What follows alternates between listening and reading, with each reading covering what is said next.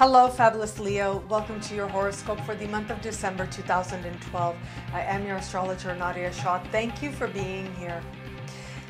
Recently, I had the chance to attend the SOTA conference, State of the Art, and it is put on by Donna Van Toen, previous guest on my show, and a brilliant astrologer, amazing person. And I love being a part of this conference. I love going, and I've been going actually to this conference for years.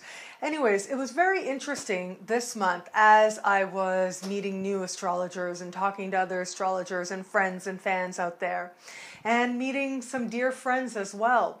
What was very interesting to me is that we found ourselves in these conversations about what it takes to be a really great astrologer.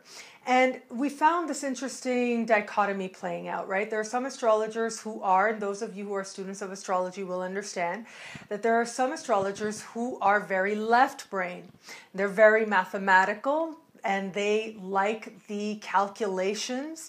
They like figuring things out in terms of the numbers and in terms of the patterns and the aspects from a very literal left brain place within them.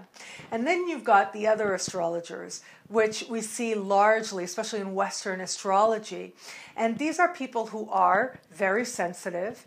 These are people who are attempting to use their sensitivity to their advantage. And these are people who are largely right-brained people. They have a feel for things. They have an intuition for things. Sure, all astrologers, if you care about the practice, you learn a lot, you study a lot, and you're constantly learning because one lifetime is not enough.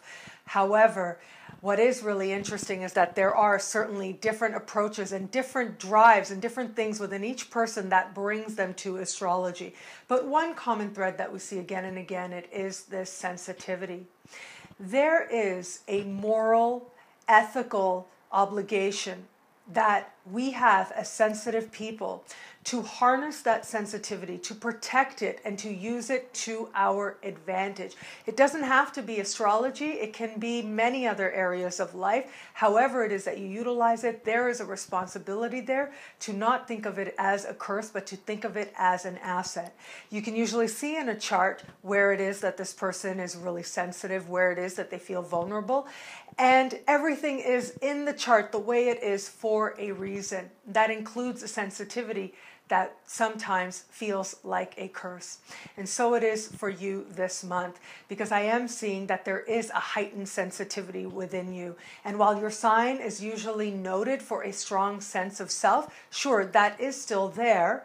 But remember, the sun sign is more about where you find your center in your life, where you find your life. It's about the path that you go through over the course of this life to fully step into some qualities that bring out what you feel is the best of you.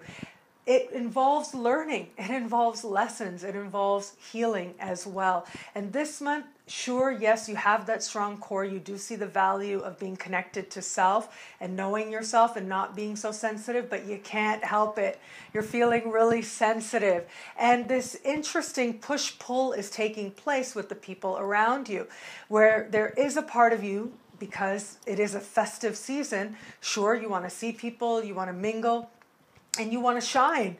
You want to show up for these different opportunities. And there is going to be at least one opportunity to share your creative voice or your creative vision among a group of people. And yet you have this noted part of you that wants space, that wants isolation, that wants time for yourself, to understand what's really going on in your heart, to understand that dream within you. And these two parts of you are sort of tugging on each other all month.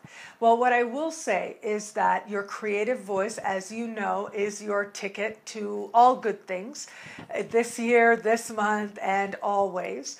However, there is also value in, instead of sharing it, nurturing it.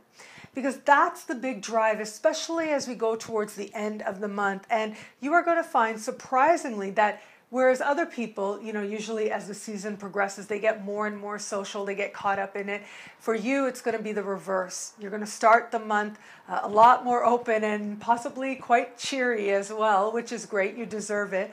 But as you progress, you can still hold on to the cheer, but you are going to need time on your own to figure out your next step and to figure out your direction. There is a sensitivity that is rising within you, and it needs to be honored. It needs to be channeled properly, because what it is a great gift, and it's only going to get stronger as 2013 starts and progresses more and more. And so this month is your start of understanding this responsibility that you have, a moral and ethical responsibility. And if those words bug you, you can call it any kind of responsibility you want, a responsibility you have to yourself to fully realize and manifest the highest vision of yourself. You have a responsibility to channel that sensitivity wisely.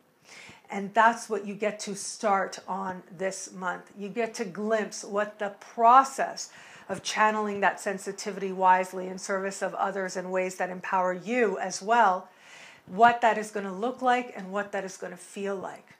And eventually you will get the hang of it. And eventually that sensitivity is going to lead you to great things.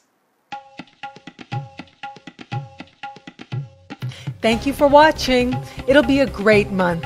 Be fabulous and enjoy.